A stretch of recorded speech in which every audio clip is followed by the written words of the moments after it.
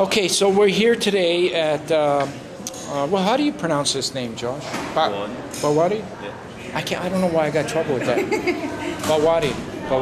Okay. It's an Indian name. It's, but I'm pretty good with it. Just that, I just can't, I don't know, it doesn't roll off my... Anyways, we have Patricia Cembal in front of us, and she's got quite a story to tell. And so it's about your daughter, and Yes. and if you could just let everybody know what happened and. From the very beginning, one day she woke up at Easter time and it was yellow, and we took basically a 10-minute period of time and thought she had mono. After not the color in her skin not changing, she was sent to Dr. Bignell. She further went to sick kids. Was diagnosed with autoimmune hepatitis. She went through 6 or 7 years at sick kids. We just tried to get it under control. We knew at some point she was going to have a transplant. Then she went to Dr. Heathcote At Toronto Western. That was my doctor. Was it? Yeah. And then from Dr. Looks like she treats everybody. Well, she's one of the world-renowned doctors. She is. Panel. Yeah, she's very strict though. She was with me. No, she was pretty lenient with her. Oh, okay. You got good. lucky. You got lucky. And then from Dr. Heathcote, because she needed a transplant, she had to go to Toronto General, Dr. Therapontis. Yeah. And Dr. Levy's team there. Yeah. That's part of it. Yeah. Yeah, he was one of them. And then she ended up, things just escalated really fast because she got really sick. They didn't know what was going to happen. We took her to Florida because we didn't know what was going to happen. And she ended up with a living donor.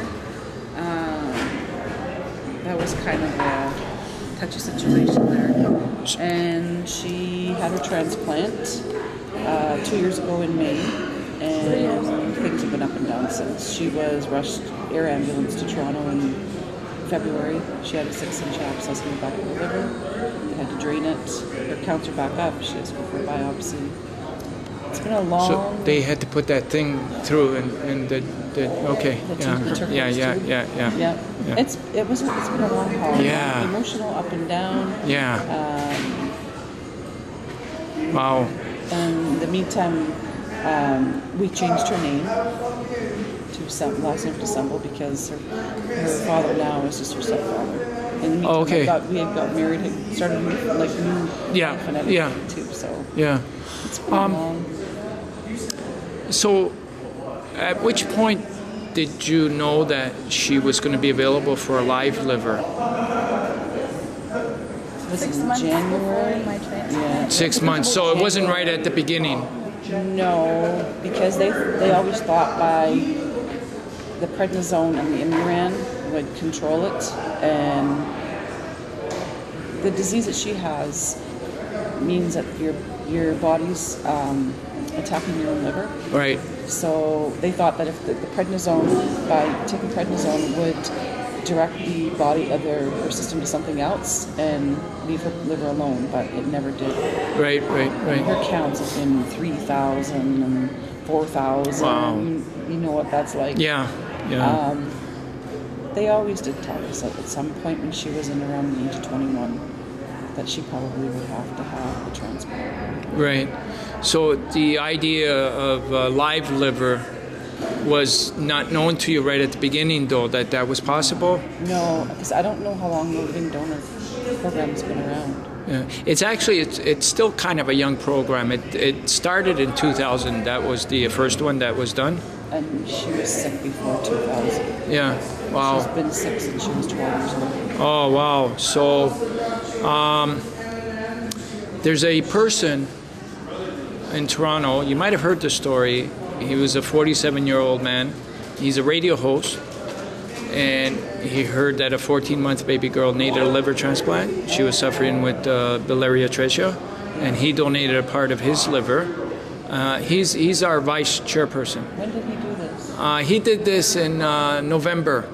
It was... Because we met a gentleman in the hospital. A black person? Transplant. No. Oh, okay. Oh, okay. That he answered an ad in the Globe and Mail. Oh, okay. He had complications after that. Okay. So Claremont is a technician as well, kidney technician. So he works at Toronto Hospital. So he heard at Sick Kids that there was a 14-month baby girl, and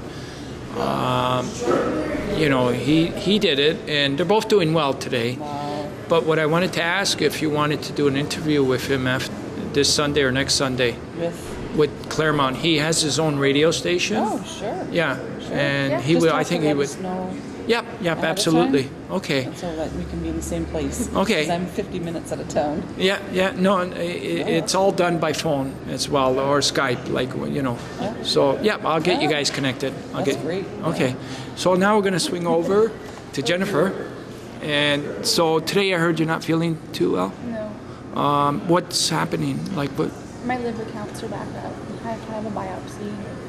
See how things go from there. Right. So they probably have to adjust your medication after that. Yeah. So you've been through a long journey here. Like this is, and you know, I know because I've gone through this journey, and his dad's gone through the same journey.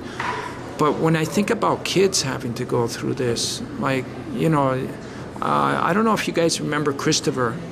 I remember the story. Yeah. Like, I thought I just met the most amazing boy ever, because since he was 2 years old, he's been going under the knife, you know. And his whole stomach is just full of scars from all the times that they had to operate on him just to keep him alive. So, you know, when I think about kids going through this, it just breaks my heart. But I think of all the courage that it takes. Like, you're a survivor, like, really, like, you know, what you have to face, you know, every day, and what you face is nothing compared to when these kids complain about that they can't do their whatever, you know, and they start whining, and they start, you know, like, put them in your shoes for a day. Right. You know, and see, you know, what if they'll complain about the little things afterwards, you know. But you're a real champ. I just, you know, I'm glad that, you know, we met, and I'm hoping we can stay in contact. Me too. And, you know, just I think your story is so inspirational that you'll be able to really probably have an effect on so many other people and kids as well. So so you know what's up for today, right? Yep. You're going to carry the torch with Josh, who we're going to get to in a minute, and then pass the torch to the mayor. Alrighty? Yep. Okay, so we'll talk more afterwards. Okay, so now we're going to swing around to